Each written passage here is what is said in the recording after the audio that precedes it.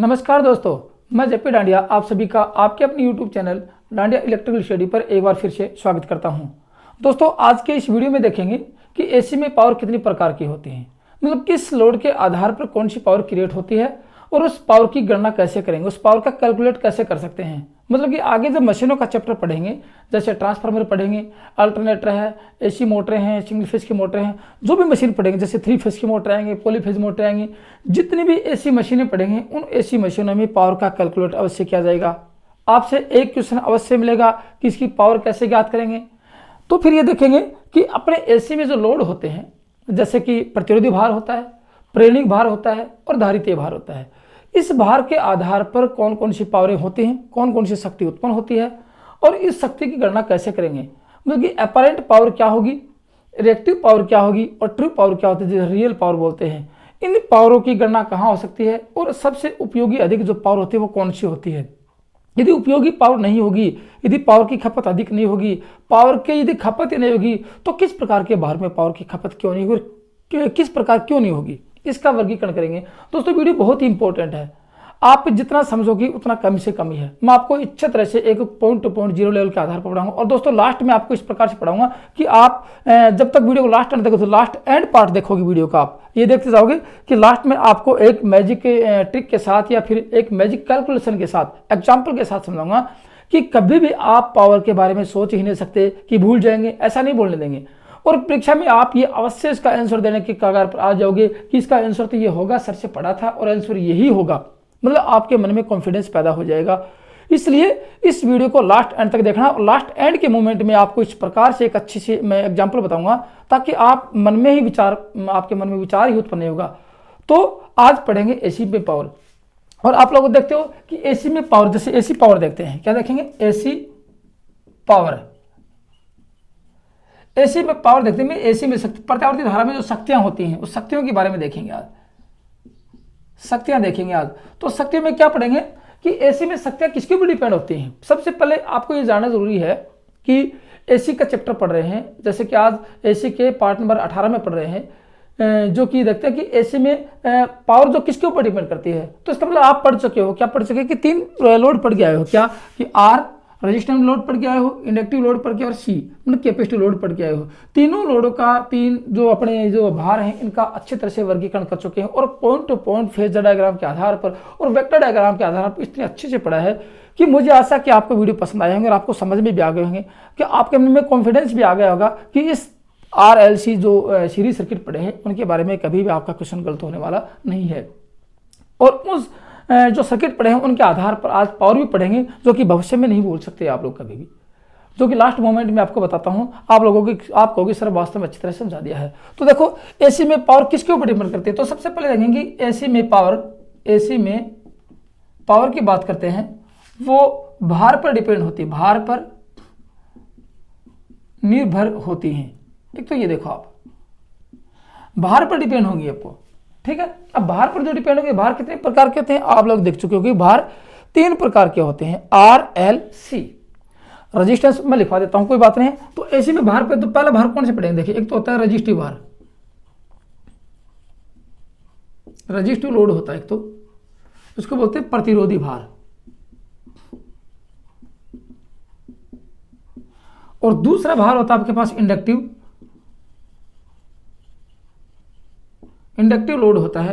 ये आप लोग जान चुके हैं इंडक्टिव लोड कौन सा होता है, रेजिस्टिव लोड कौन सा होता है। मैंने फॉर एग्जांपल इनको अच्छी तरह से समझाया है। इसको बोलते हैं प्रेरकी भार। कभी कभार प्रेरणिक भार भी आता है, ऐसी बात नहीं कि प्रेरणिक और प्रेरक अलग अलग होता है, एक ही होते हैं।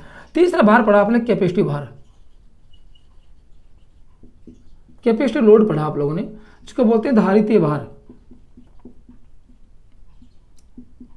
3 भार पढ़े, 3 लोड का वर्गीकरण किया। अब मैं आपको बताता हूँ तीनों भार के अंदर आप लोगों ने क्या क्या पढ़ा था। वैसे आपको मैं रिवीजन करवा देता हूँ, आपकी थोड़ी मेमोरी याददाश्त ताज़ा करवा देता हूँ कि आप लोगों ने पढ़ा क्या क्या था। जैसे आप लोगों ने देखा था कि जैसे ये रेजिस्टिव लोड है, ये रेजिस्टेंस था, और ये इंडक्टर था, और ये आपका था कैपेसिटर। 3 लोड पढ़े थे, ये R था और ये L था और ये C।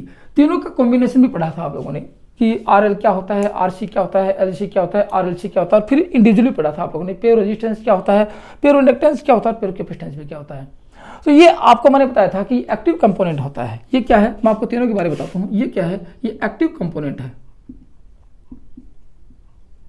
एक्टिव कंपोनेंट का मतलब ये विद्युत शक्ति की खपत करता है, परिपथ में शक्ति की खपत करता है। ये शक्ति की खपत नहीं करते हैं, ये रिएक्टेंस उत्पन्न करते हैं। इसको कहते हैं, ये क्या है, ये दोनों के दोनों मिलाकर, ये दोनों की बात करें, ये दोनों क्या है, ये रिएक्टिव कंपोनेंट है। ये रिएक्टिव कंपोनेंट है, रिएक्टिव घटक है। ये धारितीय प्रतिकारी घटक है, ठीक है ना, जो प्रतिघात उत्पन्न करते हैं परिपथ में। ये आप लोग जो प्रतिघात में मतलब ये क्या करेगा, प्रतिघात में ये करेगा प्रेरणिक प्रतिघात अक्सर, और ये करेगा प्रेरणिक ये कैपेसिटिव रिएक्टेंस, इसको बोलते हैं धारितीय प्रतिघात। दो प्रतिघात बताया था जैसे आपको ये प्रतिघात कौन सा, ये रिएक्टिव कंपोनेंट है, ये परिपथ में प्रतिघात उत्पन्न करते हैं, प्रतिघात उत्पन्न करते हैं। ये पढ़ा था जैसे अक्षल और ये अक्ष दोनों उत्पन्न, दोनों की बात साथ करेंगे कि दोनों की एक ही बात है, ठीक है। ये परिपथ में किसी प्रकार की शक्ति खपत नहीं करते हैं, याद रखना बात। ये परिपथ में किसी प्रकार की शक्ति खपत नहीं करते। क्यों नहीं करते हैं, आप लोगों ने देखा होगा P बराबर होता है VI और कोस फाई, और यहाँ कोस फाई क्या पावर फैक्टर है, मतलब कि करंट वोल्टेज के बीच का कोण होता है। और यहाँ करंट वोल्टेज के बीच का कोण क्या था, 90 डिग्री लैगिंग था, और यहाँ 90 डिग्री लीडिंग था। ये आप लोगों ने देखा था। और कोस 90 का मान 0 होता है। कोस 90 का मान क्या है, 90 डिग्री का मान 0 होता है। तो कोस का मान 0 हो गया तो P बराबर हो गया 0। इसका मतलब ये परिपथ में खपत ये शक्ति खपत नहीं करते हैं। और ये क्या था, एक्टिव कंपोनेंट है, परिपथ में विद्युत शक्ति की खपत करता है। मैं आपको थोड़ी मेमोरी ताज़ा करवा देता हूँ कि P बराबर VI, और यहाँ करंट वोल्टेज के बीच ये कोस फाई है, ये पावर फैक्टर, करंट वोल्टेज के बीच का कोण 0 डिग्री होता है। इसका मतलब कोस फाई का मान कितना होगा, 0 डिग्री, और कोस 0 का मान होता है 1। तो यहाँ पावर की खपत होगी, यहाँ पावर की खपत अवश्य होगी। ये उपयोगी कंपोनेंट जो परिपथ में शक्ति की खपत करती है, ये तो मैंने आपको बताया था। अब आगे देखेंगे, देखो कि जो शक्ति की जो गणना कर रहे हैं वो कितने प्रकार की शक्तियाँ होंगी। वो दोस्तों 3 प्रकार की शक्तियाँ होंगी।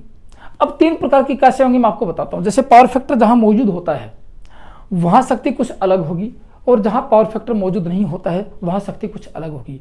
जहाँ पावर फैक्टर भी मौजूद होगा और जहाँ रेजिस्टेंस जैसे एक्टिव पावर और रिएक्टिव पावर दोनों साथ लग जाएंगे वहाँ कुछ शक्ति अलग होगी। इस मंत्र का मतलब 3 लोड है अपने पास, 3 भार हैं, तो 3 ही शक्तियाँ पढ़ेंगे। इसका मतलब क्या कहेंगे, एसी पावर 3 प्रकार से व्यक्त की जा सकती है। एसी पावर को कितने प्रकार से व्यक्त करेंगे, 3 प्रकार से व्यक्त करेंगे। अब तीनों प्रकारों के बारे में देखते हैं। सबसे पहले आते हैं ट्यूब पावर। मैं आपको इन लोड के आधार पर, भार के आधार पर आपको वो पावर बता देता हूँ कौन कौन सी पावर होती है। तो आप लोग देख चुके हो, लिख लेना, कोई बात नहीं है, आपको समझ में आए तो। और दोस्तों नोट्स जरूर बना लिया करो। जब तक आप नोट्स नहीं बनाओगे तब तक आपके पढ़ने वाली बात नहीं होगी। आप कितने वीडियो देखोगे, कितनी वीडियो याद रखोगे, जितना वीडियो देखोगे उसके यदि नोट्स बनाओगे तो आप एक बार तो दिमाग में उनको गुनगुनाओगे, फिर लिखोगे, फिर उसका रिपीट करोगे, तो आपको कंठस्थ सारी चीज़ें समझ में आ जाएंगी। रटना बिल्कुल भी नहीं है, आप तो बिल्कुल कॉन्सेप्ट को क्लियर करना है, अपना डाउट दूर करना है। जब तक कॉन्सेप्ट और डाउट क्लियर नहीं करोगे तब तक आप थ्योरी को आसानी से नहीं पढ़ सकते। इसका मतलब ये हो गया कि आप नोट्स बनाओगे और उसको कॉन्सेप्ट को क्लियर करोगे। और दोस्तों कॉन्सेप्ट क्लियर करने के लिए मैं हूँ, मैं आपके प्रत्येक कॉन्सेप्ट और प्रत्येक डाउट को क्लियर करूँगा, पॉइंट टू पॉइंट पढ़ाऊंगा, नियमित पैटर्न के आधार पर 0 लेवल से पढ़ाऊंगा। लेकिन आप फिर भी आपके मन में कोई शंका होती है, फिर भी आपको समझ में नहीं आता है, तो कमेंट्स में जरूर लिखा करो। और दोस्तों वीडियो पसंद आ रहा तो लाइक जरूर कर दो, ठीक है। ये देखेंगे आज। तो अब क्या देखेंगे कि ये लोड है अपने पास, पैसिव कंपोनेंट है, जो एक्टिव कंपोनेंट, इनके बारे में देखेंगे। ये 3 जो अपने कंपोनेंट है इसके आधार पर ये देखेंगे कि शक्तियों का वर्गीकरण किन के आधार पर करेंगे, इनके आधार पर करेंगे, ठीक है। तो टाइप्स ऑफ प्रकार, शक्ति का प्रकार पढ़ेंगे। शक्ति कितने प्रकार के होते हैं ये तो मैं लोड के आधार पर बता दिया है। आप पढ़ेंगे टाइप्स ऑफ पावर। ये देखो क्या पढ़ेंगे, शक्तियों के प्रकार, टाइप्स ऑफ पावर, किसमें, एसी में पढ़ेंगे। और इनका वर्गीकरण किसके आधार पर हो रहा है, लोड के आधार पर। लोड कितने प्रकार के, 3 प्रकार के। शक्तियां कितने प्रकार की, 3 प्रकार की। शक्ति के प्रकार पढ़ेंगे। अब शक्ति के प्रकार पढ़ेंगे, शक्ति में कौन कौन सी आएंगी। सबसे पहले आएगी आपकी वास्तविक शक्ति आएगी, वास्तविक शक्ति। वीडियो बहुत इंपॉर्टेंट है। और लास्ट में आप इन शक्तियों का रिलेशन बताऊंगा, एक अच्छे एग्जांपल के साथ बताऊंगा, ताकि आपको अच्छी तरह कंठस्थ समझ में आ जाए और आपके कॉन्सेप्ट सारे ही दूर हो जाएंगे। ऐसा कोई कॉन्सेप्ट आपका दिमाग में डाउट नहीं बचेगा, ताकि आपके मन में कोई विचार उत्पन्न हो। एक तो ये वास्तविक शक्ति पढ़ेंगे, दूसरी शक्ति देंगे प्रतिकारक शक्ति, इसको प्रतिकारीय शक्ति बोलते हैं या प्रतिघाती शक्ति बोलते हैं। प्रतिकारक शक्ति पढ़ेंगे। मैं आपको बताऊंगा किन किन नामों से इनको जाना। प्रतिघाती शक्ति भी बोलते हैं इसको, कोई बात नहीं, आपको प्रतिघाती लिखवा नहीं, आपको अंग्रेजी में भी लिखवाऊंगा। एक होती है आभासी शक्ति, तीनों के बारे में अच्छी तरह समझाऊंगा आप लोगों को कि तीन शक्तियाँ कौन कौन सी और किस किस प्रकार इनका वर्गीकरण होगा, जिसके वास्तविक जिसको ट्रू पावर बोलते हैं। ट्रू पावर की कभी कभी रियल पावर भी आता है, रियल पावर भी बोल सकते हैं इसको, कि वास्तव में शक्ति कौन सी होती है, ये है। और ये क्या है, ये प्रतिकारक, इसको रिएक्टिव पावर बोलते हैं, रिएक्टिव पावर। और इसको बोलते हैं अपरेंट पावर, अपरेंट पावर। तीन आपके पास शक्तियां होंगी, तीनों का वर्गीकरण पूछा जाएगा, तीनों से आपके समझ में पूछा जाएगा, इनका रिलेशन क्या होता है, रिलेशन अवश्य पूछा जाएगा। अब इन तीनों की बात करें, सबसे पहले पढ़ेंगे इस वास्तविक शक्ति के बारे में पढ़ेंगे, एक एक शक्तियों का वर्गीकरण करेंगे, फिर तीनों का कॉम्बिनेशन पढ़ेंगे साथ में, तीनों का संबंध देखेंगे, इनका संबंध क्या होता है, और संबंध के आधार पर लास्ट को आपको एक अच्छा एग्जांपल के साथ, एक बिल्कुल मैजिक ट्रिक या मान लो अच्छा एग्जांपल मान लो, उसके साथ समझाऊंगा कि रिलेशन आपका कभी दिमाग से आउट नहीं जाएगा, ये होता है। तो देखो मैं इन तीनों एक एक के बारे में बात करता हूँ। ट्रू पावर किसे कहते हैं, वास्तव में जो शक्ति खपत होती है जहां पावर फैक्टर नहीं होता है। याद रखने वाली बात आ गई, वास्तव में जो शक्ति खपत होती है पावर फैक्टर नहीं होता है, इसका मतलब करंट व वोल्टेज के बीच में कोण नहीं होगा, कोई भी किसी प्रकार के cos फाई का मान नहीं होगा, वहां ट्रू पावर होगी।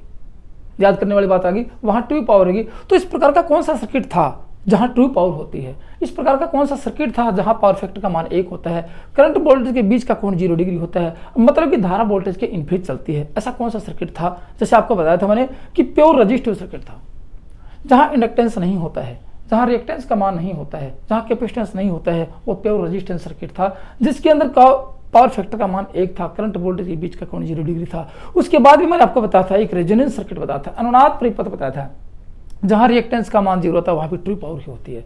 इनका रिलेशन देखेंगे तब आपको समझ में आ जाएगा। तो कौन सा सर्किट हो सकता है, देखो इस सर्किट के बारे में बताता हूँ। ये सर्किट मान लो कि ये आप लोगों ने रेजिस्टेंस सर्किट लिया, फिर भी आपके बारे में बताओ, जैसे वी आ रहा है, पॉइंट टू पॉइंट मेरी बातें गौर से सुनना और लिखते चले जाना, आपको कभी समस्या ही नहीं आएगी। ये आर है और ये आई आर है, इस प्रतिरोध में से प्रवाहित होने वाली धारा है। अब इसको देखो, ये क्या है, एक्टिव कंपोनेंट वो होता है जो विद्युत की खपत करता है, जो विद्युत शक्ति उत्पन्न नहीं करता है अपने अंदर से, न तो उत्पन्न करता है न खपत करता है, वो होता है रिएक्टिव पावर। लेकिन ये तो खपत करता है ना, इसको कहते हैं रिएक्टिव कंपोनेंट, ये एक्टिव कंपोनेंट है, एक्टिव कंपोनेंट, एक्टिव घटक है, सक्रिय घटक मान ले इसको, सक्रिय बोल देते हैं, सक्रिय घटक है। एक तो याद है सक्रिय घटक है, ये विद्युत शक्ति की खपत करता है, इसके बारे में लिख लो सारी बातें। ये विद्युत शक्ति की खपत करता है, विद्युत शक्ति की खपत करता है। दो बातें आपके सामने आ गई। इसका मतलब विद्युत शक्ति की खपत करता है तो विद्युत उपयोगी, ये शक्ति, ये जो शक्ति होती है, इसमें जो शक्ति होती है वो उपयोगी शक्ति होती है, काम करने वाली शक्ति होती है, कार्य होता है विद्युत का इसमें। याद रखना, इसमें विद्युत का कार्य होता है। इसका मतलब क्या कहेंगे, ये वाटफुल घटक हो गया। वाटफुल का मतलब कि पूर्ण उपयोगी शक्ति है, इसको क्या कहेंगे, ये वाटफुल घटक होता है। मैं वाटफुल घटक बताऊंगा क्यों होता है, ये वाटफुल होता है, वाटफुल घटक होता है जो शक्ति की खपत करता है। यहां करंट वो आई व वी के बीच कोण 0 डिग्री होता है। इसका मतलब कोस फाई क्या होगा, कोस फाई का मान 1 होता है। याद रखने वाली बात है कि सारी बातें आपको बता रहा हूं। यहाँ कोस फाई का मान क्या होगा, इसका मतलब करंट और वोल्टेज के बीच धारा वोल्टेज के इनफेज चलेगी। यहाँ क्या धारा वोल्टेज के इनफेज होती है, ये चीजें लिख लेना आप लोग। मैं इसके बारे में बताता रहा हूँ क्योंकि वास्तविक शक्ति की गणना कर रहे हैं, अब गणना करेंगे इसके आगे। अब देखो यहाँ आप लोग जानते हो एसी में पावर क्या होती है, ये आप लोग पढ़ चुके हो। एसी में पावर फिर मैं आपको याद दिला देता हूँ। एसी में पावर होती है P बराबर V I cos phi, P बराबर वी आई कोस फाई, और यहाँ कोस फाई का मान 1 है। इसका मतलब यहाँ पे शक्ति खपत होगी, बिल्कुल शक्ति खपत होगी। इसका मतलब होगा कि इस जिसमें जो शक्ति खपत होती है, जो शक्ति होती है, जो वास्तविक शक्ति होती है, उसकी इकाई क्या रहेगी, P बराबर वी आई कोस फाई। मैंने आपको बताया था इसकी इकाई वाट होती है। इस कौन सी इसकी इकाई, ये सारी चीजें लिख बने। इस शक्ति की इकाई, किसकी इकाई, इसकी इकाई, इकाई मतलब यूनिट, इसकी इकाई वाट होगी।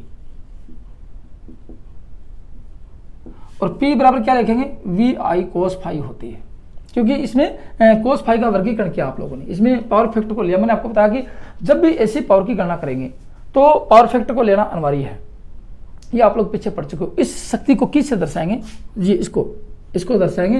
ये एक्टिव कंपोनेंट, मैंने ये एक्टिव कंपोनेंट इसको P से दर्शाते हैं, इसको P से दर्शाएंगे, कभी आपको P लिखा मिलेगा, ये शक्ति होगी वास्तविक शक्ति। मैं आपको छोटी छोटी बातें बता रहा हूँ, इसको P से दर्शाएंगे।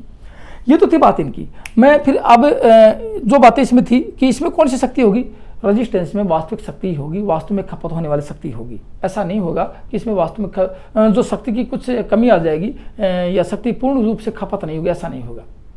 अब दूसरे की बात करूं मैं, दूसरी शक्ति की, तो थोड़ी इसमें दूसरी शक्ति की बात आती है। दूसरी शक्ति पढ़ेंगे प्रतिकारक शक्ति, फिर मैं इनका रिलेशन बताऊंगा आप लोगों को कि कहाँ कहाँ इनका रिलेशन होगा।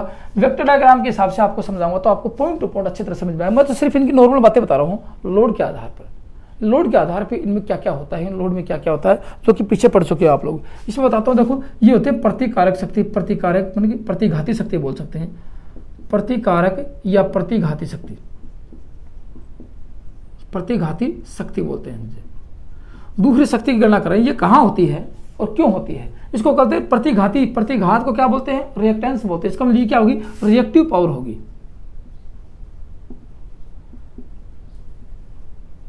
ये होगी रिएक्टिव पावर आप लोगों की। चलो अब उसकी बात का देखा करते हैं आगे कि ये जो पावर होती है ये कहाँ होती है, या तो आपको मिलेगी इंडक्टेंस सर्किट में, या फिर मिलेगी आपको कि रिएक्टेंस कहाँ होता है। रिएक्टेंस होता है इंडक्टेंस सर्किट में होता है, रिएक्टेंस कैपेसिटेंस सर्किट में होता है। एल परिपथ में रिएक्टेंस होता है जिसको एक्सल बोलते हैं, और सी परिपथ में कैपेसिटर के जो परिपथ उसमें क्या होता है, उसमें भी रिएक्टेंस होता है जिसको अक्षी बोलते हैं, कैपेसिटिव रिएक्टेंस बोलते हैं। तो ये शक्ति कहाँ होगी, जहाँ रिएक्टेंस होगा वहाँ ये शक्ति उत्पन्न होगी। लेकिन इस प्रकार के लोड में शक्ति खपत नहीं होगी, क्योंकि ये शक्ति को डिलीवर भी करते हैं और शक्ति को कंज्यूम भी करते हैं, दोनों काम करते हैं। इसका मतलब वहाँ शक्ति खपत का मान शून्य होता है प्योर में। मैं आपको सर्किट बना के दिखाता हूँ इनको, इन दोनों के सर्किट देखो। ये तो आप लोगों को लिख ली होगी। दूसरा सर्किट बनाता हूँ, देखो आप लोगों को इसके हिसाब से बनाता हूँ। एक ही सर्किट बनाऊंगा, दूसरे को आप समझ जाना। मैं अब सर्किट दिखाता हूँ इंडक्टेंस वाला। देखो ये क्या है, ये इंडक्टेंस है। इसकी बात कर लेता हूँ, इसमें कौन सी शक्ति होगी, ये एल है। आप कैपेसिटेंस का इसके सेम टू सेम यही कैपेसिटेंस का होता है, कोई बड़ी बात नहीं है। अब आप लोग देखोगे कि सर्किट को मैं एसी प्रोवाइड करवा देता हूँ। आज शक्ति की बात करेंगे और कोई बात नहीं करेंगे, बस पावर की बात करेंगे। ये एसी लगाई आप लोगों ने, एसी वोल्टेज लगाया और ये धारा प्रवाहित हुई। अब आप लोग इसका इतना रूप समझ गए हो कि यहाँ ये प्योर इंडक्टेंस सर्किट है। लेकिन दोस्तों प्योर सिर्फ कल्पना के लिए होता है, गणना कर सकते हैं, आदर्श होता है, लेकिन प्योर नहीं होता है। कुछ ना कुछ रेजिस्टेंस अवश्य होता है। ऐसा इंडक्टेंस नहीं है जहाँ रेजिस्टेंस का मान नहीं हो, कुछ ना कुछ उसमें रेजिस्टेंस अवश्य मिलेगा। तो मैं यहाँ कुछ रेजिस्टेंस दर्शा देता हूँ कि प्योर की बात नहीं करेंगे। प्योर होगा तो शक्ति खपत ही नहीं होगी, लेकिन प्योर होता नहीं, फिर भी कहते हैं शक्ति की कुछ खपत होती है। प्योर की बात करते हैं तो शक्ति की खपत नहीं होती है। तो यहाँ कुछ रेजिस्टेंस दिखा देता हूँ मैं यहाँ पर। मान लीजिए कि इसके इंटरनल रेजिस्टेंस, जैसे बैटरी में इंटरनल रेजिस्टेंस होता है ना, उस प्रकार इसका इंटरनल रेजिस्टेंस दिखा देता हूँ। ऐसे ये दिखा दिया। अब क्या हो गया कि यहाँ से इतनी दूर का कंपोनेंट, इसको मान लेते हैं, ये हो गया आपका इंडक्टिव सर्किट, ये आर और ये एल दोनों हो गया। अब इसका मतलब क्या आ गया, इसके में कुछ रेजिस्टेंस है, ठीक है। अब बताओ यहाँ रेजिस्टेंस हुआ, यहाँ एल हुआ, यहाँ विद्युत धारा के विरोध रेजिस्टेंस करेगा आर और यहाँ करेगा एक्सल। तो विद्युत धारा के विरोध कौन करेगा, विद्युत धारा के परिवर्तनों का विरोध कौन करेगा। इसका मतलब ये हो गया कि विद्युत धारा के परिवर्तनों का विरोध प्रतिबाधा करेगी, इंपीडेंस होगी। इंपीडेंस के द्वारा विद्युत धारा के परिवर्तनों का विरोध होगा। क्यों होगा, क्योंकि यहाँ अक्सल शुद्ध नहीं है, यहाँ पे इंडक्टेंस शुद्ध नहीं है। शुद्ध होता तो क्या कर सकते थे, यहाँ विद्युत धारा के परिवर्तनों का विरोध कौन करता, एक्सल करता, इंडक्टिव रिएक्टेंस करता। लेकिन यहाँ कुछ रेजिस्टेंस है, प्योर नहीं होता है। कुछ ना कुछ रेजिस्टेंस होने के कारण इसमें विद्युत धारा के परिवर्तनों का विरोध जेड द्वारा होगा, प्रतिबाधा द्वारा होगा। और प्रतिबाधा को आप अच्छी तरह जानते हो कि प्रतिबाधा कैसे ज्ञात कर सकते हैं। प्रतिबाधा देखो, जेड बराबर आप लोगों ने देखा था कि आर का प्लस और एक्सल, इसका वेक्टर योग होता है। जैसे जेड बराबर R square plus X L square का रूट, ये आप लोगों ने देखा था, ठीक है। ये आप लोगों, इसका मतलब ये हो गया कि इंडक्टिव ये अपना इंडक्टेंस सर्किट है, इसी प्रकार कैपेसिटेंस सर्किट होगा। यहाँ सिर्फ अक्षी लिखा जाएगा। तो इसका मतलब एक ही पढ़ लो, कोई बड़ी बात नहीं है कि सर रिएक्टेंस सर्किट में क्या होगा, अपने कैपेसिटेंस सर्किट में क्या होगा। सेम टू सेम आप लोग पढ़ के आ रहे हो। यहाँ धारा लेगिंग होती है, वहाँ धारा लीडिंग होती है। इसका मतलब कह सकते हैं कि इस परिपथ में, कौन से में, इस परिपथ में धारा आई वी से लैग होती है, पश्च होती है, या फिर वी आई से लीड होता है। एक ही बात है, लीड होता है, कोई बड़ी बात नहीं, लीड होता है, दोनों बराबरी बात है। इसका फेजर डायग्राम समझेंगे तब आपको अच्छी तरह समझ में आ जाएगा। इसका मतलब क्या होगा, इस परिपथ में शक्ति खपत नहीं होगी प्योर में, लेकिन यहाँ रेजिस्टेंस है, कुछ शक्ति खपत होगी। किस प्रकार की शक्ति के रूप में, इसको कहते हैं यहाँ जो शक्ति होगी वो प्रतिकारक शक्ति होगी, यहाँ जो शक्ति होगी वहाँ वो वास्तविक शक्ति होगी।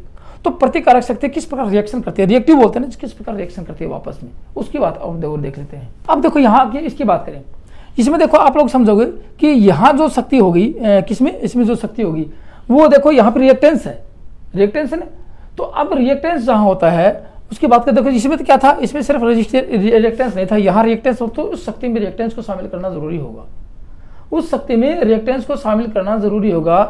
तो V जैसे करंट वोल्टेज की बात करें, जैसे VI, इसमें VI cos फाई था, ठीक है ना, VI cos फाई था, तो यहाँ क्या होगा V जैसे इसको बोलते हैं W, वाट बोलते हैं, तो वाट के साथ क्या लगाएंगे, रिएक्टेंस लगा देंगे, तो वाट क्या होगा, VI तो वाट होता है, लेकिन reactance kVAR, VAR volt ampere तो हो गया, वाट मतलब वोल्ट एम्पियर, R और लगा देंगे, तो VAR इसकी इकाई हो जाएगी। लेकिन अब आगे इसकी इकाई बताऊंगा आप लोगों को, पॉइंट टू पॉइंट बताऊंगा, यहाँ तक की सीमित नहीं कि आपको बताया, लेकिन फेजर डायग्राम के अनुसार बताऊंगा आप लोगों को। फेजर डायग्राम देखोगे आपको, जैसे वेक्टर डायग्राम देखेंगे तब आपको क्षेत्र समझ में वेक्टर डायग्राम में होता क्या, जैसे इसकी बात कर रहे हैं, वास्तविक शक्ति तो होगी यहाँ पे, इसमें रेजिस्टेंस ये भी है। अब फेजर डायग्राम बताऊँ आपको कि फेजर डायग्राम में रिएक्टिव पावर क्या होता है, एक्टिव पावर क्या होती है, और आभासी पावर मतलब कि जो आभासी शक्ति क्या होती है। तो फेजर डायग्राम के हिसाब से बताऊँ आप लोगों को, ये आप समझोगे कि इसको फेजर डायग्राम में क्या और क्या होता है, जिसको वो बोलते हैं ना वेक्टर डायग्राम, उसके हिसाब से देखो मैं आप लोग ग्राफ के अनुसार बताता हूँ कि कैसे कैसे इन शक्तियों का वर्गीकरण होगा। आप लोग पीछे पढ़ के आ रहे हो, फिर मैं आपको याददाश्त बता देता हूँ। जैसे आप लोगों ने ये देखा कि ये एक तो ये देखा था कि करंट व वोल्टेज के बीच कोण होता है, उसको क्या कहते हैं, कोस फाई कहते हैं। एक तो ये देखा था करंट और वोल्टेज के बीच का कोण। अब आप लोग एक तो आप लोगों ने देखा आर सर्किट, ये सर्किट देखा, एक देखा एल सर्किट, ये सर्किट देखा, और एक देखा सी सर्किट, ये सर्किट देखा। आप लोगों ने तीनों की बात करें, इन दोनों ये रिएक्टिव कंपोनेंट है, दोनों में से किसी का नाम ले देंगे, वो रिएक्टिव कंपोनेंट, ये आर सर्किट है, ये एक्टिव कंपोनेंट है, ये रिएक्टिव कंपोनेंट है, ये लिखा था आपने, और ये रिएक्टिव कंपोनेंट था। अब इसकी बात करें आप लोग, जैसे अभी थोड़ी देर पहले सर्किट देखा था, उसमें यहाँ मैं आपको बता देता हूँ कि जैसे ये अक्ष ले लेता हूँ, ये वाई है, ये अक्ष माइनस है, ये वाई है, ऐसे तो होता है, ये प्लस में आ गया और ये प्लस में आ गया। यह वी आर लेता हूँ, देखो यहाँ वी आर, ये वी आर लेता हूँ, चलो वी ले लेता हूँ, कोई वी आर है, ये वी आर में धारा। जैसे इस सर्किट की बात करें, मैं आपको छोटा सर्किट बना के दिखा देता हूँ कि जैसे ये सर्किट लिया आप लोगों ने, ये लिया था थोड़ी देर पहले, ये कौन सा था, ये क्योंकि पेड़ तो था नहीं, यहाँ आर था और ये एल था, ठीक है। और ये एक सर्किट आप लोगों ने ये देखा था, ये रेजिस्टेंस सर्किट। यहाँ धारा की बात करें, यहाँ धारा इन फेज होती है किसके, वोल्टेज के, तो इसमें धारा की बात करें, ये इन फेज धारा होगी आई। गौर से देखना मेरी बात, दो धारा की बात करते हैं, धारा क्या होगी, वी आई होगी, ये वी आप लोगों का। तो वोल्टेज के इन फेज में धारा रहेगी, वोल्टेज के इन फेज में धारा रहेगी। अब वोल्टेज तो आप लोगों के पास एक ही, इसमें इसकी बात करें, वोल्टेज आपके पास एक ही, तो ये वोल्टेज लगाया आप लोगों ने, ठीक है ना, वोल्टेज एक है, तो इसके मतलब धारा क्या रहेगी, इसके तो इन फेज रहेगी, तो धारा इसके इन फेज आ गई, ये आर, ये किसके आई आर धारा है। रेजिस्टेंस में प्रवाहित धारा इसके इन फेज रहेगी, तो ये क्या होगी, इन फेज होगी, तो क्या कहेंगे, ये आई, ठीक है ना, और ये कोस फाई। कोस फाई मतलब कि इन दोनों के बीच में कोण का मान कितना है, इन दोनों के बीच में आई आर और कोस फाई। ये किस में है, इसमें होती है I R cos phi, I R cos phi. Active component यही होता है, I R cos phi active component होता है कि करंट और वोल्टेज के बीच का कोण 0 डिग्री हो। देखो इन दोनों एक ही मतलब कि इन फेज हैं, इन दोनों के बीच में किसी प्रकार का कोई कोण नहीं है। अब यदि दूसरी धारा की बात करें, एक्टिव कंपोनेंट की बात करें, रिएक्टिव कंपोनेंट की, आई एल की बात करें, अब इस वोल्टेज से इसकी धारा कैसे रहेगी, 90 डिग्री लीड रहेगी। समझ रहे हो, इस वोल्टेज से धारा 90 डिग्री लगेगी, तो धारा देखो मैंने आपको बताया कि जो एंटी क्लॉकवाइज चलती है वो लीड होती है, और जो क्लॉकवाइज चलती है वो लैग होती है। मेरी बातें गौर से सुनना, पॉइंट टू पॉइंट समझा रहा हूं आप लोगों को। तो इस वोल्टेज से सर्किट में ये था, ये देखो ये सर्किट है नहीं, इस वोल्टेज से इसकी धारा कैसे, इसकी तो इन फेज आ गई, इसकी धारा कैसे रहेगी, इसकी धारा रहेगी लैगिंग। तो धारा को कैसे चलाएं, वोल्टेज से, धारा को वोल्टेज से पीछे चलाएंगे, क्लॉकवाइज चलाएंगे। मैंने आपको बताया कि क्लॉकवाइज चलेगी वो लैगिंग होगी, तो वोल्टेज तो आ गया यहाँ पे, तो धारा को ऐसे चलाएं यहाँ पे, ये तो कितनी डिग्री लैग होती है यहाँ से, आपको आप समझ गए होंगे, यहाँ वोल्टेज से धारा 90 डिग्री लैग होती है। तो ये दिखा दिया आपको मैंने, ये धारा दिखा दी, ये आई एल। दोनों इस परिपथ में दो धाराएं हैं कि नहीं है, दो धारा। तो इसका क्या कहते हैं, इस परिपथ में दो धारा के दो घटक होते हैं, किसमें, इस जो शक्ति की बात कर रहे हैं इसमें फेजर डायग्राम के अनुसार, कि ऐसी परिपथ में धारा के दो घटक होते हैं। रिएक्टिव पावर की बात करें, धारा के दो घटक होंगे, एक घटक होगा आपका एक्टिव कंपोनेंट वाला और एक घटक होगा रिएक्टिव कंपोनेंट वाला। रिएक्टिव कंपोनेंट की धारा अलग रहेगी और एक्टिव कंपोनेंट की धारा अलग रहेगी। एक्टिव कंपोनेंट की धारा वोल्टेज के इन फेज रहेगी और रिएक्टिव कंपोनेंट की धारा वोल्टेज के लैगिंग रहेगी। यदि आप कहोगे सर लैगिंग है, यदि कैपेसिटर लगा दिया तो लीडिंग चली जाएगी, बात तो बराबर ही है। तो यहाँ इन दोनों की बात करते हैं, एक्टिव और रिएक्टिव कंपोनेंट की बात करते हैं। देखो यहाँ से मैं इन दोनों की बात करता हूँ। फेजर डायग्राम के हिसाब से इसका रिलेशन बताता हूँ आपको क्या कैसे रिलेशन है। तो एक घटक तो हो गया ये आई कोस फाई और ये चला गया आई साइन फाई, दो घटक हो गए। ये रिएक्टिव, इसका मतलब ये हो गया आई आर कोस फाई, एक घटक तो धारा का ये हो गया जो कि वाटफुल घटक है, और एक घटक हो गया आई साइन फाई। ये घटक कहाँ है? ये रिएक्टिव कंपोनेंट का घटक है, ये रिएक्टिव कंपोनेंट की धारा है और ये एक्टिव कंपोनेंट की धारा है, एक्टिव कंपोनेंट, और ये रिएक्टिव कंपोनेंट। दो धाराएं होगी, इसका मतलब कह सकते हैं धारा के कितने घटक हो गए? धारा के दो घटक हो गए, धारा के दो घटक होते हैं। ऐसी परिपथ में धारा के दो घटक अवश्य पूछे जाएंगे।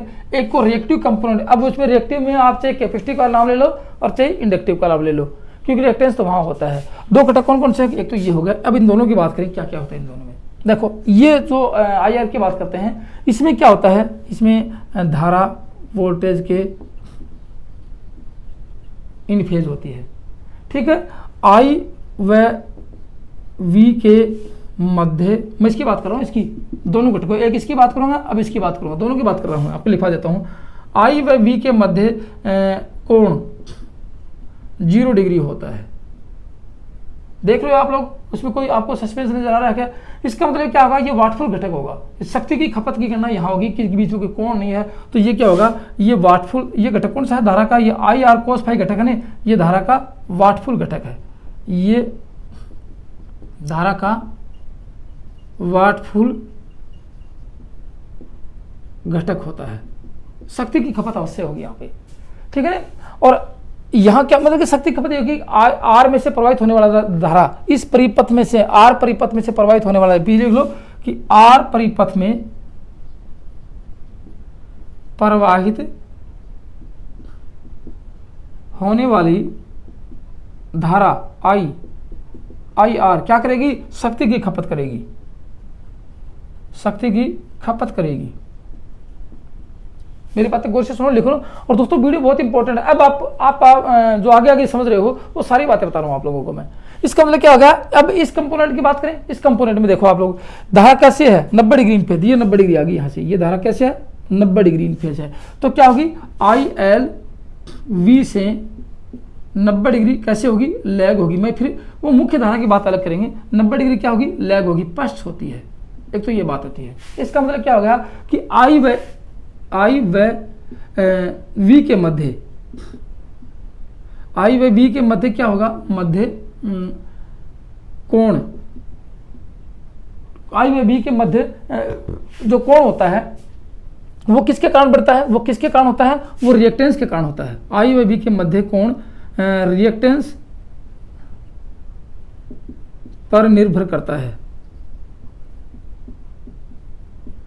आई व बी के मध्य जो कोण होता है वो रिएक्टेंस पर निर्भर करता है। रिएक्टेंस के कारण बढ़ता है और रिएक्टेंस के कारण घटता है। इसका मतलब रिएक्टेंस क्या करता है? आप लोगों को पता है, अक्सर जहां प्योर इंडक्टिव सर्किट होता है वहां धारा की शक्ति की खपत नहीं होती है, इसलिए शक्ति की खपत नहीं होगी। यहाँ पे शक्ति की खपत नहीं होती, इसको कहते हैं वाटलेस घटक होता है। आई साइन फाई क्या है? धारा का ये जो घटक है आई साइन फाई, ये तो वाटफुल है, ये तो वाटफुल है, लेकिन ये वाटलेस होगा। इसका मतलब कह सकते हैं आई साइन फाई धारा का वाटलेस घटक है। ये शक्ति की खपत नहीं करता है, वाटलेस घटक है,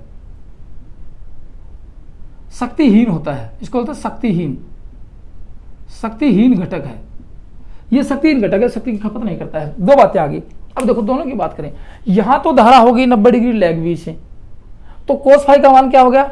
इस घटक में कोस फाई का मान लैग होगा, इस घटक में आई साइन फाई में, यहां मैं लिख देता हूं, यहां कोस फाई 1 होगा और यहां कोस फाई लैग होगा। दोनों बातें समझना, यहाँ कोस फाई क्या होगा, लैग होगा। कितने डिग्री होगा, जो भी होगा वो रिएक्टेंस जो रिएक्टेंस होता है उसके ऊपर डिपेंड करता है। जो रिएक्टेंस मैंने लिखा है रिएक्टेंस, ये रिएक्टेंस के ऊपर डिपेंड करता है कि रिएक्टेंस का मान कितना होता है। इसका मतलब कह सकते हैं कि एंगल का मान बढ़ेगा। जैसे कुछ एंगल यहाँ पे था, मान दे कुछ एंगल यहाँ 45 डिग्री का एंगल था, एंगल का मान बढ़ता है तो पावर फैक्टर घटता है, लो चला जाएगा, 1 से बहुत पीछे चला जाएगा। जैसे 1 के पास 99 होता है तो बहुत अच्छा पावर फैक्टर होता है, बढ़ा हुआ पावर फैक्टर होता है। लेकिन पावर फैक्टर घट जाएगा, इसका मतलब कौन बढ़ेगा तो क्या होगा, लिख सकते हैं कि जी ये कोस फाई कोण जो कोण है ये कोण है, ये बढ़ेगा तो पावर फैक्टर क्या होगा, पावर फैक्टर घटेगा। कोस फाई का कोण बढ़ेगा तो पावर फैक्टर घटेगा। इसका मतलब कह सकते हैं कि ये शक्ति, इस पूरे परिपथ में शक्ति की बात करें, पूरे परिपथ में नोट का लिख लो, वास्तविक शक्ति जो होती है, जो इसमें आर परिपथ में होती है, उसका उपयोग करने के लिए पावर फैक्टर का मान कम से कम होना चाहिए। इसलिए वास्तविक शक्ति, पूर्ण शक्ति उपयोग करने के लिए जितनी शक्ति उत्पन्न होती है, जितनी शक्ति क्रिएट होती है उसको बाहर लेने के लिए, या जितनी शक्ति मशीन में खपत होती है उसको पूर्ण रूप से उपयोग करने के लिए, पूर्ण शक्ति का उपयोग करने के लिए पावर फैक्टर का मान कम से कम होना चाहिए। पावर फैक्टर होगा तो पूर्ण शक्ति उपयोग नहीं होगी, वास्तविक शक्ति बिल्कुल ही नहीं होगी। वो शक्ति, इसने जो शक्ति की खपत की थी वो कुछ कम होकर आएगी। जैसे किसी अल्टरनेटर ने 5 किलोवाट की शक्ति दी अपने को, ठीक है ना, तो 5 किलोवाट की शक्ति देता है, ये पावर फैक्टर का मान एक होता है तो किलोवाट बराबर होता है। लेकिन वहाँ पे कुछ रिएक्टेंस जैसे लोड लगा दिया रिएक्टेंस, तो रिएक्टेंस लोड क्या करेगा, बैक में काम करेगा तो 5 किलोवाट की शक्ति पूर्ण नहीं देगा अपने को, वो 4.5 किलोवाट की शक्ति दे सकता। क्यों, क्योंकि वहाँ पे रिएक्टेंस था, पावर फैक्टर है।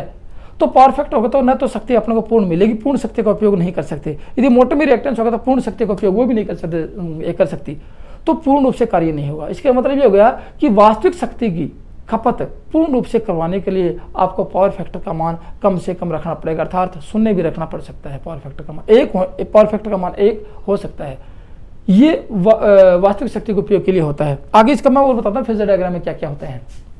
अब देखो इसमें क्या होगा, धारा की बात करें, इस फेजर डायग्राम में धारा की बात करें, मैंने इसको लिखा है धारा। देखो एक तो धारा ये होगी, एक धारा तो ये होगी और एक धारा ये होगी, तो परिपथ में कुल धारा क्या होगी, ये होगी आपके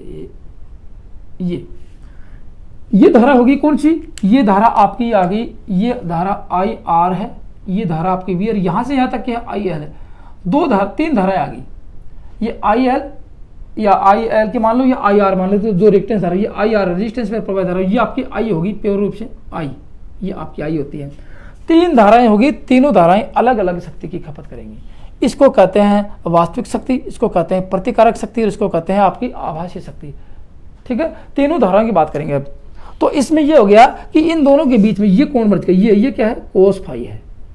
अब इसका मान जो बढ़ेगा, कोस फाई का मान बढ़ता है तो पावर फैक्टर का मान घटता है, बहुत घटता है, कम होता जाता है कि पावर फैक्टर का मान घटता घटता कितना चला जाएगा, 0.10 पे चला जा सकता है। तो मतलब वहाँ पे कोई भी उपयोगी कार्य नहीं कर सकते। इस मेरे लिखा नहीं कि ये जो कोण है 0 डिग्री से आप बढ़ाओगे, कोण का मान बढ़ाएंगे तो पावर फैक्टर का मान बिल्कुल कम हो जाएगा, ये हो गया। और 0 डिग्री कोण को घटाएंगे, घटते घटते चले जाएंगे, पावर फैक्टर का मान बढ़ना शुरू हो जाएगा, पावर फैक्टर बढ़ेगा, एक की तरफ चला जाएगा, ठीक है ना, इंक्रीज होगा। तो कोण का मान कैसे बढ़ाएंगे, अब आप लोग कि इस रिएक्टेंस का मान बढ़ाएंगे, आई एल का मान, इस रिएक्टेंस का मान बढ़ाएंगे, रिएक्टेंस का मान घटाएंगे तो पावर फैक्टर डिपेंड हो गया। मान लीजिए कि देखो यहाँ इस आई एल का मान है, आई एल का मान मैं कम कर देता हूँ, इस एक्सल का मान कम करेंगे, ठीक है ना, अक्सर का मान यदि कम करते करते चले जाएगा, अक्सर का मान 0 कर सकते, कम करेंगे तो धारा देखो यहाँ आएगी। तो ये हो गया कि इस अक्सर आई एल का मान कम करेंगे तो ये आ गया यहाँ पे।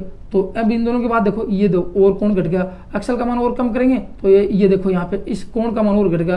तो आई एल का मान धीरे धीरे कम करते चले जाएंगे, कम करते चले जाएंगे, तो यहाँ पे इन दोनों के बीच का कोण का मान 0 डिग्री होने की कगार पर जाएगा। इसलिए कहते हैं पावर की खपत अच्छी हो सकती है वहाँ पे, ये होता है। आगे और इस फेजर डायग्राम में क्या क्या मिलता है वो दिखाता हूँ आपको मैं। आप समझ गए होंगे फेजर डायग्राम में ये कौन सी धारा घटेगा, ये I R I cos phi का घटेगा, ये आई एल ये क्या है आई एल साइन फाई, ये आई साइन फाई घटेगा, ये आई साइन फाई घटेगा। 2 घटक हो गए, ये वाटलेस है और ये वाट फुल घटक है। ये विद्युत शक्ति की खपत करवाता है, ये विद्युत शक्ति की खपत में कमी करवाता है। ये विद्युत शक्ति का कुल उपयोग होता है या विद्युत शक्ति का कुल उपयोग नहीं होता। 2 घटक हो गए और दोनों घटक क्या होते हैं, इस आर को छोड़कर बाकी आर सी सर्किट में होता है, आर एल सर्किट में होता है, एल सर्किट में होता है, सब में होता है।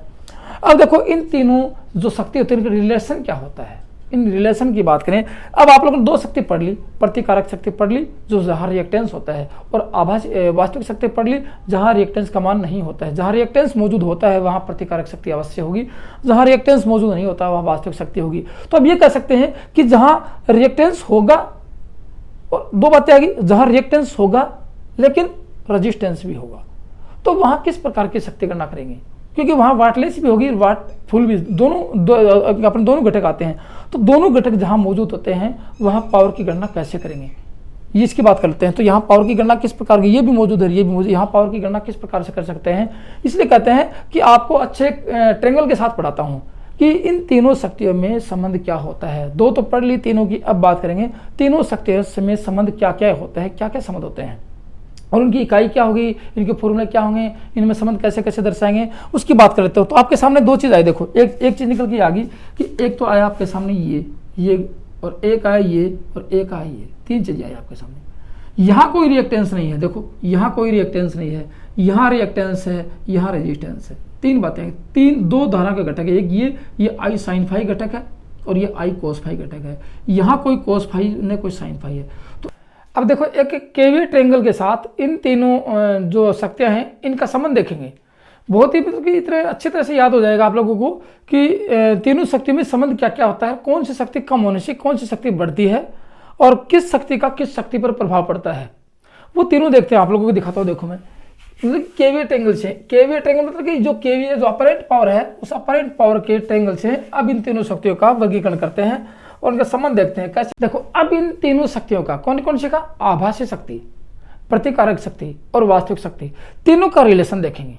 दोस्तों तीनों का रिलेशन इस हिसाब से देखेंगे कि अपन जब भी इसके बारे में याद करें, जब भी इसके बारे में सोचें तो अपने दिमाग में इन तीनों का संचार हो, अपने दिमाग में इन तीनों का विचार हो कि इसका आंसर क्या होगा, इसका फॉर्मूला क्या होगा। मैं आपको केवीए ट्रायंगल से, केवीए त्रिभुज से आपको इस प्रकार समझाऊंगा कि ताकि आप कभी जिंदगी में भूलने वाले नहीं रहेंगे। तो केवीए त्रिभुज देखो, मैं आपको केवीए त्रिभुज के बारे में बता देता हूँ कि केवीए जैसे ये आता है आपका केवीए त्रिभुज, मैं इसको थोड़ा सा ऐसे कर देता हूँ, ये समकोण त्रिभुज आता है, ये समकोण त्रिभुज।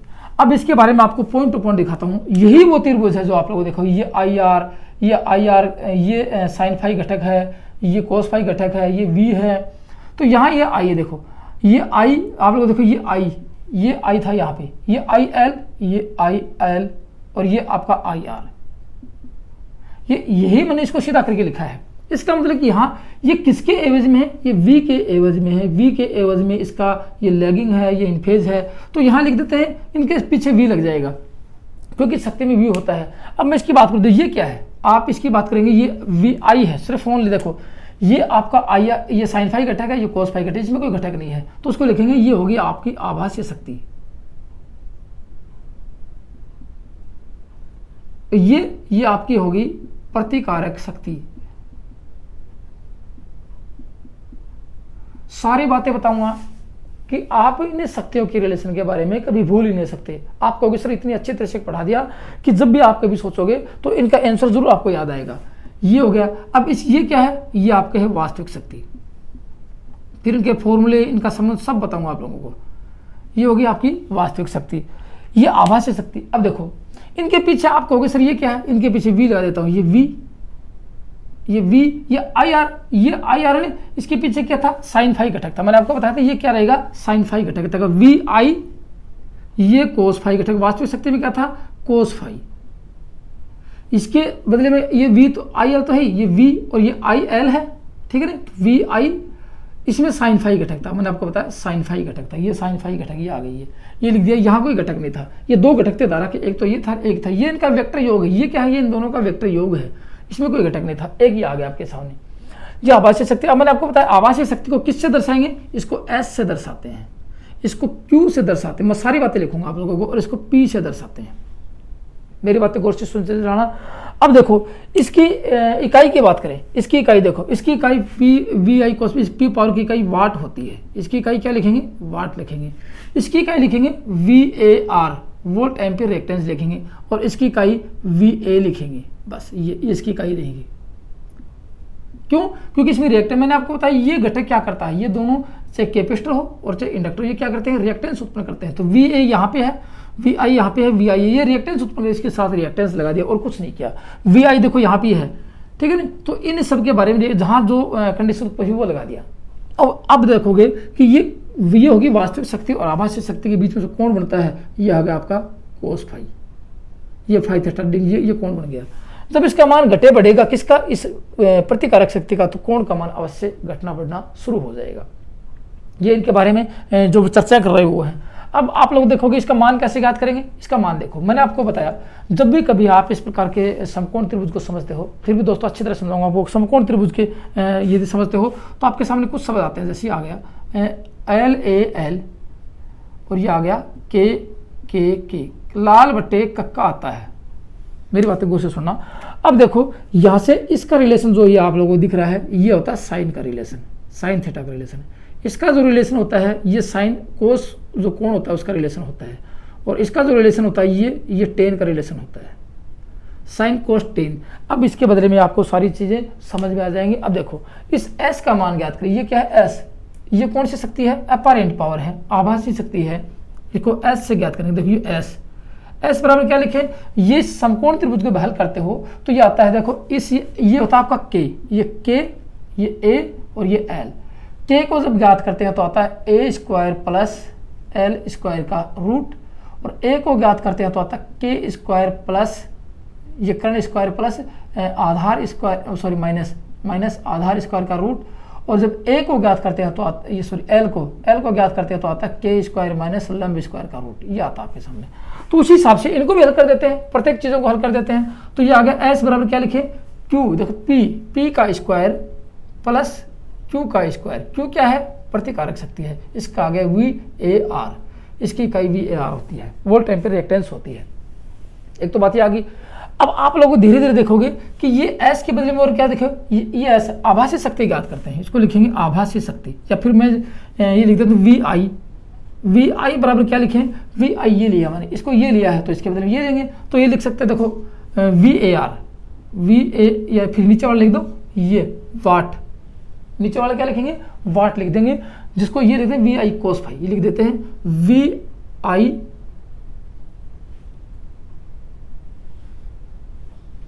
VI कोस फाई का whole square plus VI sine phi का होल स्क्वायर।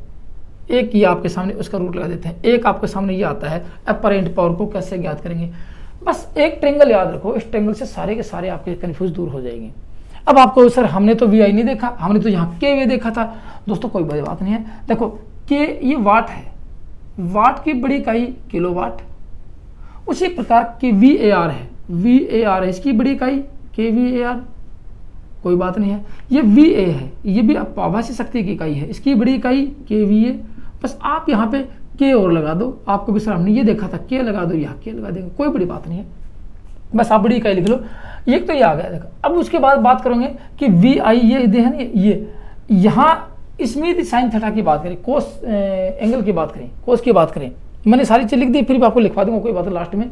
यदि इसमें आप कहोगे कि सर इस आभासी शक्ति के बारे में क्या लिखें, आभासी शक्ति P और Q का वेक्टर योग होता है, लिख लो आभासी शक्ति P, ये P है और ये Q है, इसका वेक्टर योग होता है। लिख सकते हैं कि आभासी शक्ति वास्तविक शक्ति और प्रतिकारक शक्ति का वेक्टर योग अर्थात सदिश योग होता है, जो आपको मैंने बताया है। अब देखो इसमें कोस की साइन की बात करें कि सर इसका साइन थीटा का कोण कैसे ज्ञात करेंगे। देखो जो भी आपको कोस का ज्ञात करना, जैसे कोस की बात करें, कोस फाई को कैसे ज्ञात करें, कितने डिग्री का एंगल रहेगा उसको कैसे ज्ञात करें। आपको पता है कोस का मान आधार बट्टे कर्ण होता है, ठीक है ना, आधार बट्टे कर्ण होता है, ये तो होता है कोस का मान। तो आधार क्या आपके सामने VI कोस फाई। इस पावर फैक्टर की बात करें कि इन दोनों के बीच में कोण का मान कितना रहेगा, पावर फैक्टर की बात करें। और आभासी शक्ति कर्ण क्या है, आभासी शक्ति क्या आ गई, VI होगी, VI से VI कैंसिल, आपके सामने क्या बच गया, पावर फैक्टर बच गया कोस फाई। तो कोस फाई पावर फैक्टर क्या है, इन दोनों के बीच का कोण है, आभासी शक्ति और बीच के इनका अनुपात है, ये इनका अनुपात हो गया। ये तो थी बात इसकी। अब देखो कैसे साइन फाई घटक कैसे ज्ञात करेंगे, साइन फाई का कोण कितना रहेगा उसको भी ज्ञात कर लेते हैं। देखो ये आपका आता है साइन फाई बराबर होता है, देखो लाल बट्टे L बट्टे के। तो L का मान आपके सामने है VI, या L का मान क्या है, देखो आप सामने L का मान है VI साइन फाई, और k का मान क्या है, vi है, ये vi से भी एक है, तो साइन फाई के बच गया, मतलब कि ये बच गया साइन फाई के इन दोनों का अनुपात प्रतिकारक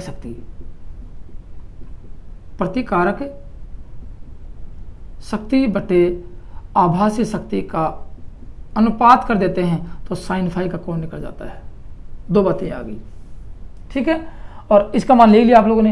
अब देखो, इस कहेंगे सर ये ऐसा नहीं मिलता है, तो कभी कभार एक चीज़ और मिलती है आप लोगों को, इस एस का मान ज्ञात करते हैं, एस का आभासी शक्ति को ज्ञात करते हैं, तो आभासी शक्ति में इसकी इकाइयाँ लिख देते हैं। आप लोग चक्कर पड़ जाते हैं, देखो इकाई मैंने आपको लिखाई वाट का होल स्क्वायर प्लस यहाँ वाट का होल स्क्वायर VAR का होल स्क्वायर और इसका रूट लगा देते हैं। देखो मैंने कुछ नहीं किया, सेम टू सेम वही कर रहे हैं। फिर कभी कभार ना आता इसकी इकाई, एक इकाई बड़ी कर देते हैं, आभासी शक्ति को ज्ञात करते हैं तो क्या लिख देते हैं कि किलोवाट का होल स्क्वायर प्लस kVAR का होल स्क्वायर, ये आता है। देखो कितना कंफ्यूज वाला क्वेश्चन आता है, सर हमने देखा नहीं था ये आता है। तो छोटी छोटी बातें आपको कंफ्यूज करने वाली होती हैं। ये तो था इनसे। अब कहोगे सर इसकी इकाई कैसे ज्ञात करें, इसका मान कैसे ज्ञात करें, इसका मान तो ज्ञात कर लिया, इसके बराबर ये भी ज्ञात करें, इसका मान और इसका मान ज्ञात कर लेते हैं। बहुत ईजी है, आप एक KVA को समझ जाते हो तो आपके सामने कभी समस्या ही नहीं आती है। अब देखो आपके सामने कभी कभार क्या आता है, कभी कभार आता है कि पावर फैक्टर का क्या हो। देखो पावर फैक्टर बराबर कोस फाई बराबर, अब आप लोग जानते हो कोस फाई का ये है, आधार बट्टे करण है। अब आधार बट्टे करण तो है, आधार में क्या है, आधार में आपकी वास्तविक शक्ति है, वास्तविक शक्ति लिख देते हो। लेकिन ये ऐसा नहीं है, आधार में देखो कभी कभार इसका नाम दे देते हैं P बराबर, आधार में P है, वास्तविक शक्ति है, आधार P वास्तविक शक्ति है। लेकिन अब आप लिखोगे, आप आधार में वास्तविक शक्ति बट आभासी शक्ति S लिखोगे आप लोग, सर आभासी शक्ति लिखेंगे, लेकिन आभासी शक्ति का सूत्र आप लिख क्या रहे हो, P स्क्वायर। देखो ये P स्क्वायर आभासी शक्ति बराबर ये हो सकता है कि P square plus Q square का रूट, कभी कभार ये भी आता है। आप लोग बस कोस फाई सिंपल वही याद करके R/Z जो आप लोगों ने देखा था वो सेम टू सेम है। कोस फाई बराबर ये भी हो सकता है P/P square plus Q square का रूट होता है। ये भी तो ये अपने कोस फाई पावर फैक्टर का मान हो सकता है, किससे, इस KVA ट्रायंगल से हो सकता है। दोस्तों टॉपिक बहुत ही इंपॉर्टेंट है और मस्त भी है और समझने वाला भी है कि इतनी आसानी से समझ में आ रहा है। तो अब आप लोग देख सकते हो कि इस साइन फाई घटक को, अब आप सोचो कि आपसे पूछा जाए कि प्रतिकारक शक्ति को घटा दिया जाए, मान लीजिए कि शक्ति को मान यहाँ कर दिया जाए, प्रतिकारक शक्ति इसका मान यहाँ कर दिया जाए तो क्या प्रभाव पड़ेगा। अब देखो प्रतिकारक शक्ति करेंगे तो एंगल का पावर फैक्टर पे क्या प्रभाव पड़ेगा। अब इसका मान घटाया, मतलब कि प्रतिकारक शक्ति को घटा रहे हो आप लोग, प्रतिकारक शक्ति माना कि आपने यहाँ घटाई, इसको तो गौर से देखो, ये आ गई प्रतिकारक शक्ति घट के, तो इस कोण का मान तो पहले ये था घटेगा, कोण घट रहा है, कोण घट रहा है। देखो कोण पहले 90 डिग्री से इधर गया, कोण घट रहा है, तो कोण घटेगा तो धारा इन फेज में जाने की कोशिश करेगी, इन फेज में जाने की कोशिश करेगी, पावर फैक्टर आराम से सुधर रहा है। तो कोण घटेगा तो पावर फैक्टर बढ़ेगा, लो नहीं होगा, पावर फैक्टर इंक्रीज होगा। तो लिख सकते हैं कि साइन फाई को कम करते हैं। देखो यहाँ पे ये साइन फाई को कम करते हैं, घटाया आप लोगों ने, साइन फाई को कम किया तो क्या हुआ, कोण ये थीटा, कोस थीटा का मान घटेगा, और कोस थीटा का मान घटेगा तो पावर फैक्टर बढ़ेगा। काफी बार पूछा जाता है यदि प्रतिकारक शक्ति के मान को कम कर दिया जाए तो पावर फैक्टर पर क्या प्रभाव पड़ेगा, पावर फैक्टर बढ़ेगा, ठीक है ना, पावर फैक्टर बढ़ेगा। अब धीरे धीरे कहोगे सर और कम कर दें, माना कि ये कंडीशन आ गई आप लोगों की, ये आ गई, फिर ये घट जाएगा, फिर माना कि ये कंडीशन हो गई, ये कंडीशन आ गई, फिर सर यहाँ पे घटा दिया, फिर ये कंडीशन आ गई, यहाँ पे घटा दिया। मान लीजिए कि आपने इस प्रतिकारक शक्ति के मान को घटा दिया तो क्या होगा, तो Q का मान 0। तो यदि आप लोगों ने इस साइन फाई के मान को हाँ ये लिख देता हूँ, साइन फाई को घटा दिया, साइन फाई को 0 कर दिया आप लोगों ने, साइन फाई घटक को 0 कर दिया, इसका मतलब क्या कर रहे हो आप लोग, Q के मान 0 कर रहे हो, और Q का मान 0 हुआ, Q का मान 0, ट्रायंगल खत्म और ये दोनों शक्तियां बराबर हो जाएंगी। तो Q का मान 0 होते ही क्या होगा, पावर फैक्टर का मान 1 हो जाएगा और ये आपके P और S दोनों बराबर हो जाएंगी, P और S दोनों शक्तियां बराबर हो जाएंगी। तो कह सकते हैं कि अब बताओ इस शक्ति को घटा रहे हो आप लोग, प्रतिकारक शक्ति को घटाएंगे तो इसके ऊपर कोई प्रभाव पड़ेगा नहीं, इसके ऊपर प्रभाव पड़ेगा, ये शक्ति धीरे धीरे कम होती जाएगी, ठीक है ना, ये शक्ति धीरे धीरे मतलब कि इसके बराबर आने की कोशिश करेगी, तो ये वास्तविक आभासी शक्ति वास्तविक शक्ति के बराबर आने की कोशिश करेगी। इसलिए कह सकते हैं कि करंट और वोल्टेज के बीच का कोण, मध्य डिग्री कोण 0 हो जाता है, तो पूर्ण उपयोग जो शक्ति उत्पन्न होती है पूर्ण शक्ति का उपयोग होता है। कभी कभार पूछा जाता है कि कोस फाई का मान 1 हो जाए या करंट व वोल्टेज के मध्य 0 डिग्री का कोण हो जाए तो शक्ति का उपयोग कितना होगा? पूर्ण रूप से शक्ति का उपयोग होगा। ठीक है, पूर्ण रूप से शक्ति का उपयोग हो। तो ये तो थी बात इनकी। कुछ समय देखो, अब सर इसके इसी की बात कर रहे हैं, इसकी बात नहीं करेंगे। तो चलो अब उन दोनों की बात कर लेते हैं। किसकी? पी की बात करते हैं। देखो पी का मान ज्ञात करते हैं। पी मतलब कि वास्तविक शक्ति का मान ज्ञात करते हैं। पी बराबर हो गया एस स्क्वायर, ये इस शक्ति को इससे घटाएंगे, इसका मान क्या, इसको घटाएंगे, S square minus Q square का रूट। और यदि क्यू की बात करेंगे, क्यू शक्ति, ये क्यू शक्ति मतलब प्रतिकारक शक्ति की बात कर रहे हैं, तो S square minus P square का रूट काफ़ी बार पूछा जाता है।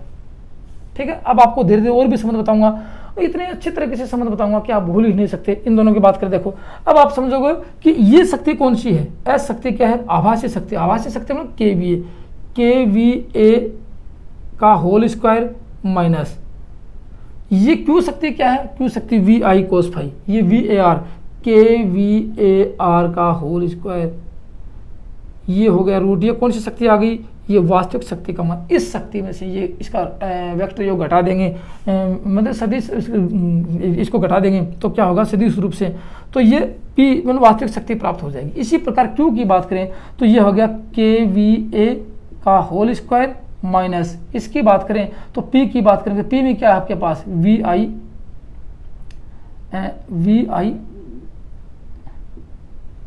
कोस फाई, इसका रूट आता है। तो क्या मिलता है आपको? ये क्यू प्रतिकारक शक्ति का मान मिल जाता है।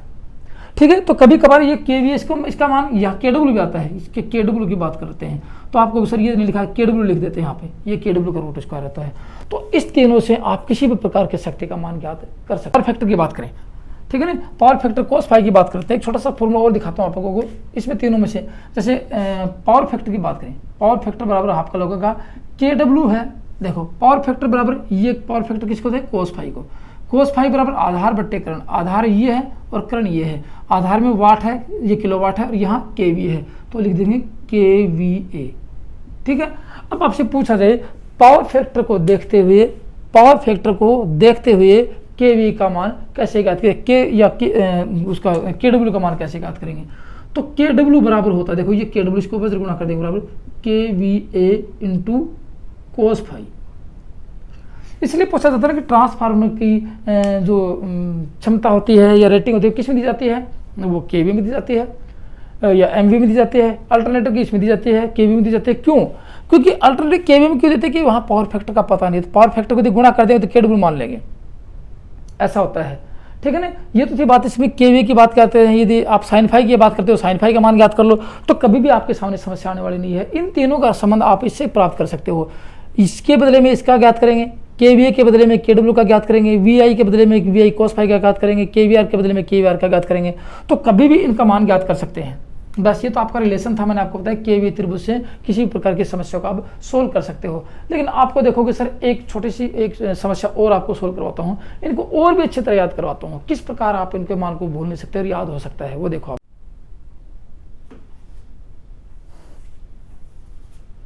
अब चलो मैं आपको एक छोटा सा अच्छा सा एग्जाम्पल देता हूँ जो कि आपको अच्छी तरह याद करवा सकता है। उस एग्जाम्पल की बात कर लेते हैं। देखो मैं आपको एक एग्जाम्पल बताता हूँ छोटा सा, देखो आप समझोगे, इसको अच्छी तरह समझोगे केवी और केवी कितना संबंध है।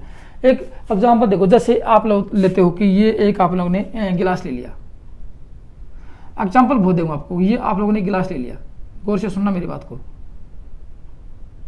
ये गिलास लिया और अब इस गिलास में आप देखोगे कि बियर डाल देते हैं। जैसे बियर एक एक्स्ट्रा पावर लेते हैं ना, उस एक्स्ट्रा पावर की बात करते हैं। मान लीजिए कि आप लोगों ने इस बियर डाली तो उसमें झाग आ गई, क्योंकि पावर डाली इसमें, मतलब कि वो पावर जो अपने बियर डालते हैं उसमें झाग आते हैं। ठंडी बियर को डालते हैं तो झाग आ जाते हैं। आप लोग यहाँ से डालना शुरू किया, देखो यहाँ से इसको डालना शुरू किया तो आप लोगों ने देखा कि यहाँ तक तो बियर आ गई, यहाँ तक की बात करते हैं, ये तो आ गई बियर,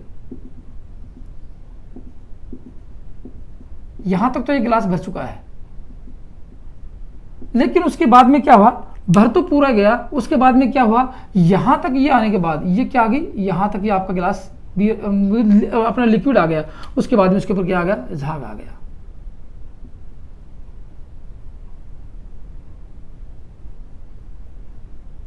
ये आ गया झाग, यहां तक आ गई। अब इसके बदले में समझो आप क्या है, देखो यहां से क्या है, यहां से लेके यहां तक आपकी KVAR,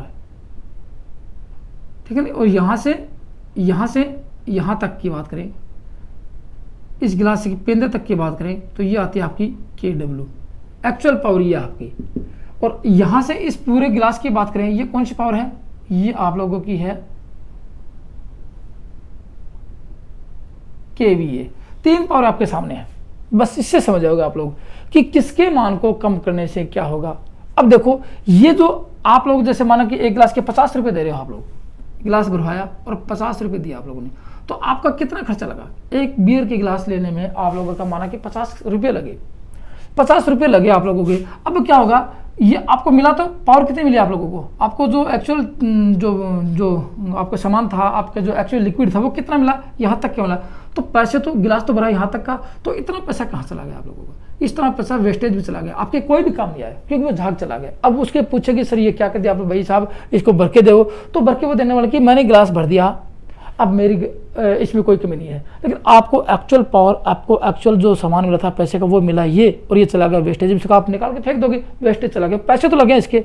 इसलिए कहते हैं जहाँ पावर फैक्टर होता है, जहाँ KVR होती है, वहाँ आवश्यकता से अधिक पैसे लगते, काम नहीं आती है वो शक्ति, वो विद्युत बिल्कुल भी काम नहीं आती है। पैसे जरूर लग जाते हैं, अपना बिल बढ़ जाता है, यूनिटें बढ़ जाती हैं, लेकिन काम नहीं आती है। इसलिए इस पावर को खत्म कर देना चाहिए। तो ये कौन सी पावर होगी, यहाँ से ये होगी आपकी रिएक्टिव पावर। कौन सी, यहाँ इसके अंदर कौन सी है, रिएक्टिव पावर है,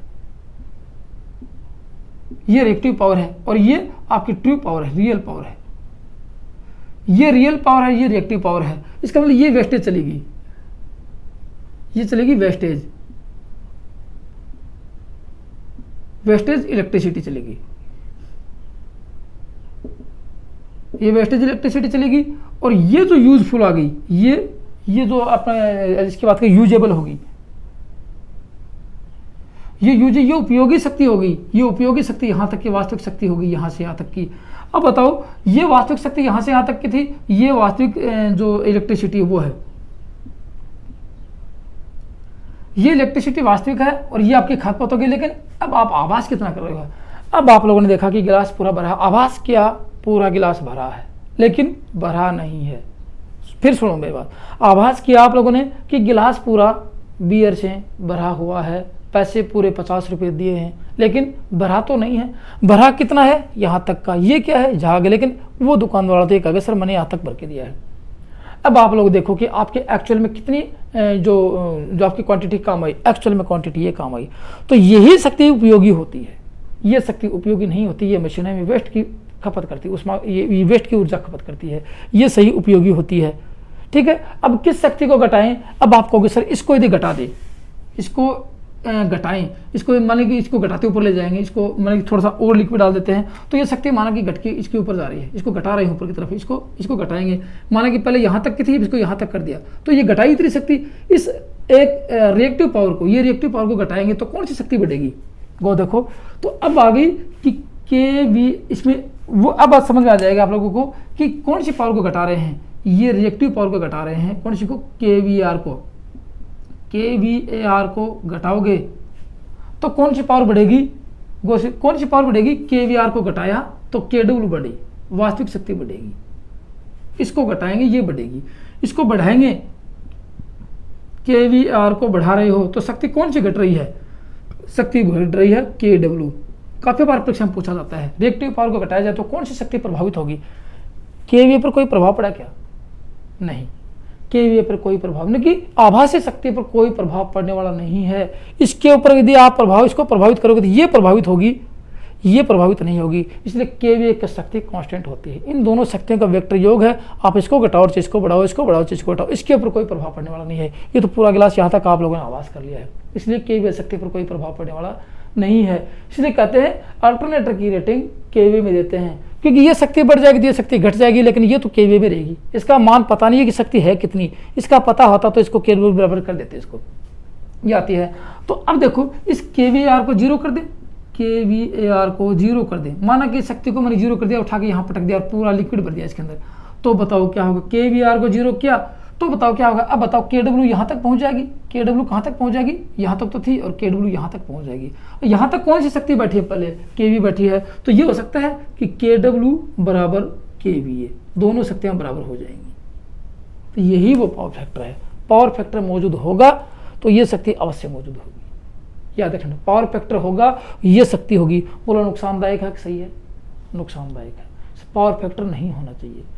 अब पूछा जाए इस शक्ति को खत्म कर देते हैं, इसका मतलब पावर फैक्टर क्या हो जाता है? कोस फाई का मान 1 हो जाता है, और ये शक्ति यहाँ पे कोस फाई का मान 1 होते ही ये शक्ति बिल्कुल खत्म हो जाएगी। कौन सी? KVAR खत्म हो जाएगी, और ये शक्ति यहाँ पे आ जाएगी, और KVAR KW दोनों बराबर हो जाएंगी, और मशीन अपनी पूर्ण क्षमता पर कार्य करना शुरू कर देगी, क्योंकि वेस्टेज तो कुछ गया नहीं इसके अंदर। समझ गए बात? तो यही सब कुछ आता है, इस एक से आप सब कुछ समझ जाते हो कि KVAR का मान 0 करते ही कोस फाई का मान 1 हो जाएगा, KW और KVA बराबर हो जाएगा। इसलिए कहते हैं KVA और KW बराबर कब होते हैं? KVA और KW बराबर कब होते हैं? ये Q है, ये P है, और ये S है, ये समझ गए? तो ये तो था आप लोगों का इसमें KW और KVA में। तो ये शक्ति बराबर कब होगी? तो KVAR 0 होगी तो KW 100% होगी।